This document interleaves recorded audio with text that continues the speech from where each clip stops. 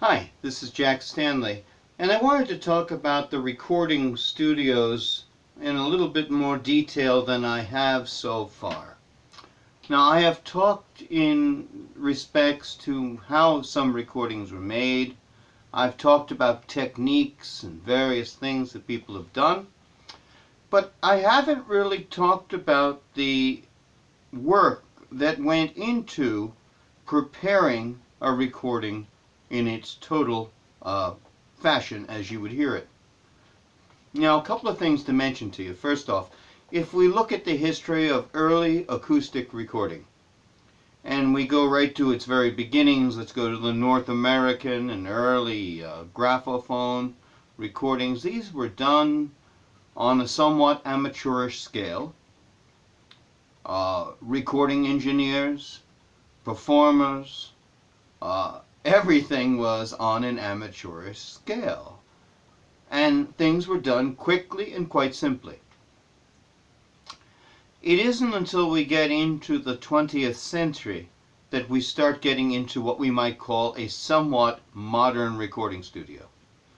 And once we get into the latter part of the first decade of the 20th century, we have the makings of the recording studio as it will be more or less seen until the mid-1920s.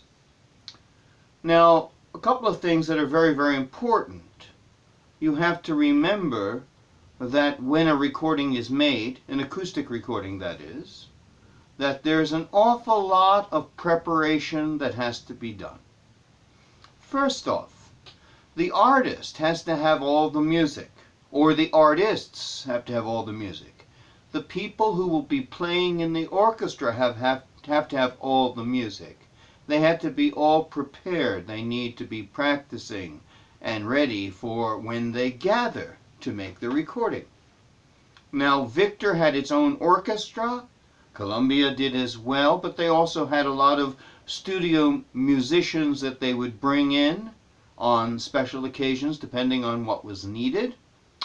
Also, the Edison Company had a standard group of musicians, but they had a whole book full of addresses and phone numbers of individuals in the New York metropolitan area that could do work for them. It was fascinating going through to see what instruments they played and what they could do. That was in one of the Edison notebooks. Now, I'm sure that the Victor Company had a notebook like that. Columbia did, Brunswick, Pathé, whomever it may be. They all had their little black book, so to speak, of musicians. And then they could hire whom they needed for whatever the event would be. Now, once the setup has been set in the sense of making the recordings, schedules are made, the artists know when they're coming, and usually what they'll do is there'll be like a block of days involved with recording, and then they'll take a break. And they'll have a whole bevy of different artists to be involved in these recording sessions. So let's just say, as a for instance, the orchestra comes in early in the morning for the first day of recording. Now, these are all seasoned professionals, union men, on the most part. They know how to make acoustic recordings. Therefore, they know where they're going to be sitting. They know what stools to be sitting on. Depending on what instrument they're playing, they will be assuming the proper position, because they've done it all before. The French horn players will be adjusting their mirrors, because remember, their backs are going to be to the recording horn, because the bell of the French horn is going that way. The harpist will be in place. The piano player, if need be, will be there, etc. And usually what they will do, they will have several practice sessions of the instrumental parts. Okay, they will rehearse. Then the artist will arrive. There'll be a greeting and the hellos and everything else. Then the recording engineer, the manager of the recording studio, the conductor, the artist, they all gather around, figure out how they're going to do everything, and then they make their first test. Now you have to understand something that's very, very important about making an acoustic recording. There is no way to mix anything except for taking the very instruments and moving them in different directions, or muting them if need be. Now let's say everything's set, the wax is heated, the artist, the soloist, the singer assumes the position by the recording horn.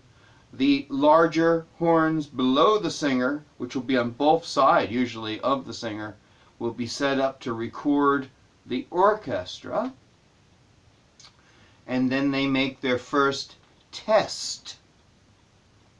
They sing it all the way through, hopefully, unless there's a mistake, but they sing it all the way through. Then the recording engineer will play that recording on a wax disc back, destroying it, of course, but it's to find out how the mix is. And of course the manager, the artist, the recording engineer, the conductor, and probably some of the musicians are all there listening carefully to see how it sounds.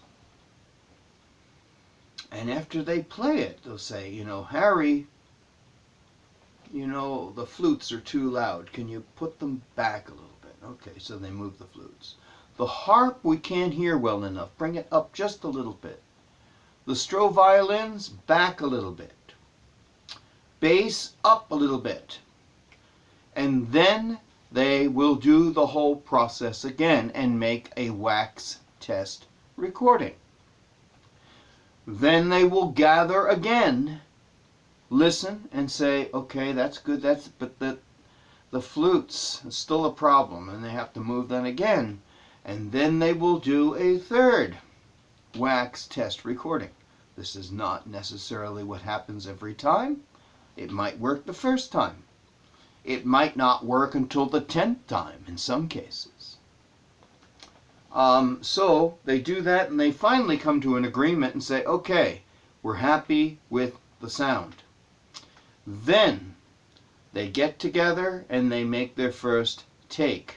Now usually with most recording companies, they'll usually make about 3 takes, sometimes 2, depending on what the music is and depending on the caliber of the artist. Very important fact you have to remember. Let's just say a for instance here. Let's just use a for instance here. Let's say Amelia Gallicorci is going to be making a recording at the Victor Studios 1916.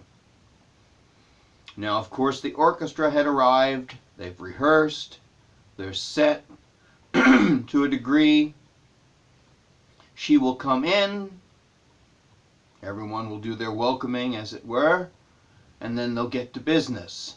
And they'll make their first wax test. Now, I have to tell you something on very good authority, that Gallicorci did not have an A-flat. She could not sing an A-flat well at all. Her voice would she would go really flat with A-flat. And that is from Senor Curci, who was her voice teacher, who was also the voice teacher of Jerome Hines. And Jerome Hines told me about that. And it was a big problem in recording. Got to remember, Gallicorci auditioned for Edison, and he wrote in his notes that she sings flat. He was right in that regard. And of course, they had to work very hard to stay away from A-flat. It was a big problem. And so there were a number of issues when she would make records. Take a look at the takes on a Gallicorci recording. You'll see some amazing numbers on takes. It's pretty incredible. So, nonetheless, they will do all their recording. They will make their various takes. And then they will give a sigh of relief. They're done. Now it is time for the next artist. Now they come in, whomever it may be. Let's just say, for instance, let's say it's a Henry Burr, or a Billy Murray, Irving Kaufman. One of these performers that were consummate studio musicians.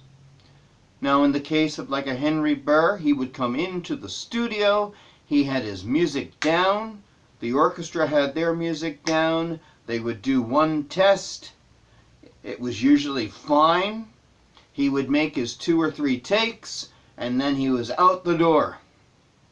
Now why is he in such a rush? Well, you got to remember, except for the point of time when he was an exclusive artist, Henry Burr, Harry McClaskey, Irving Gillette, whatever his name was at the moment, was working every phonograph company there was. Therefore, he was an expert at making records. Therefore, he didn't have to take a great deal of time in preparing because he was ready. He was always prepared, as Billy Murray, as many of these other studio singers who made hundreds upon hundreds of recordings a year. In the case of Burr and Murray, good chance with all the various companies it might be thousands a year. Now, a couple of other things to mention. Let's say another person comes in following them. Let's say they have a much larger voice than anybody else that's been in there. All of a sudden, the whole studio has to change again. Everything has to change because now you have to match that voice. And so they're going to sit there and say, okay, we're going to move the bass up this way, we got to move the violins up this way, blah, blah, blah, etc. And we go through the same process again, again, and again. And of course, they set everything up. They got everything ready, they know their music, they've done their wax recording, and then they get ready for the signal from the recording studio, which of course will be a little buzzer or bell, which will tell them, time to record, and then they would be off. Excuse me. Now this is very important because every studio had their own style, every studio had their own musicians, but it was also very, very important to know what you were doing and have complete and total control.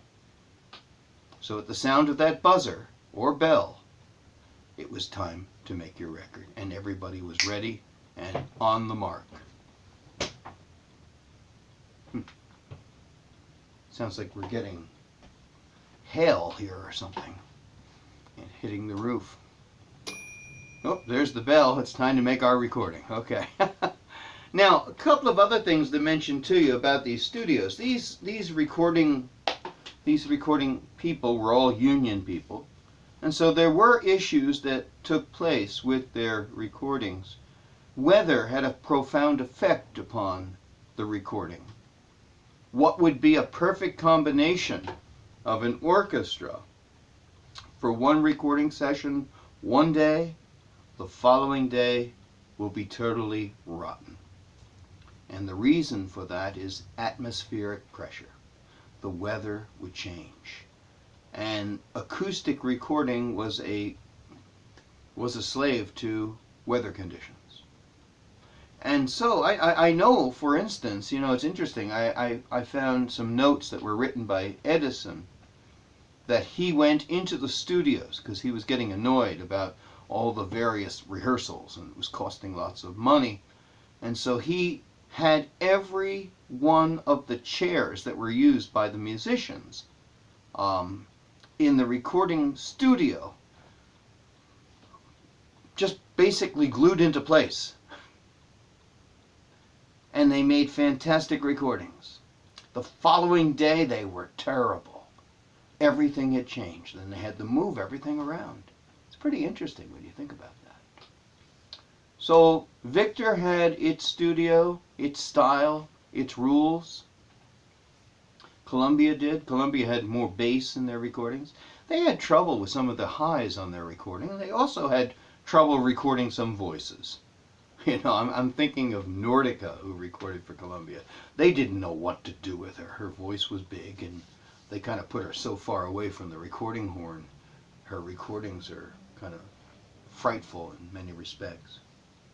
But Edison, Columbia, Brunswick, Victor, they all had their styles. And remember, Victor had that extra squealer that they put into their recording system, of which Edison hated. In fact, he wrote about it. I was going through one of his notebooks, and there was a piece of cardboard about 4 inches high and about 2 inches wide, and in Edison's hand on the cardboard it said Victor ear tickle.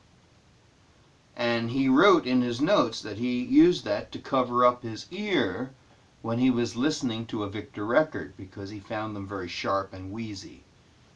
Well, we know that Victor records are a little sharp, and I guess we can understand what he was getting at. Columbia's are more rich. Edison used a dead studio, except for the cylinder records. And Brunswick was pretty powerful too. So just some thoughts, some ramblings on studios and things that we don't usually talk about too much, and to get an idea of what was going on at the studios. So thank you very much.